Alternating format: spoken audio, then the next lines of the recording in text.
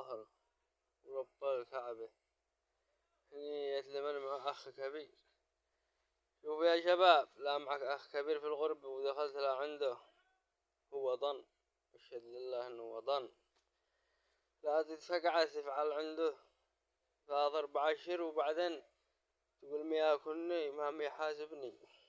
وتالك إقامة، تالك إقامة بصلاة يدفعون صلاة قيمة الإقامة، هو يجدد لك ويهمك يزوجك، هو يهمك من غير ما تفكر أنت، والله إنه يهمك أهم من نفسه.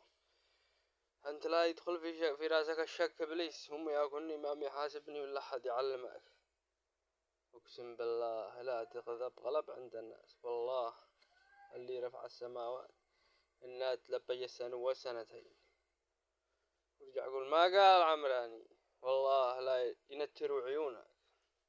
وبعد الرد الجافئ ما عاد تستر تقول أجي عندك يا أخي، هناك عق والديك ولا لا وقعد فيك وقد قمرت، رجع له عند أخوك وط راسك عنده.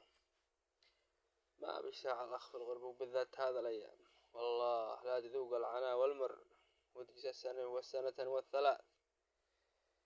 خذها مني نصيحة من الكبد، أقسم بالله من كبدي لك.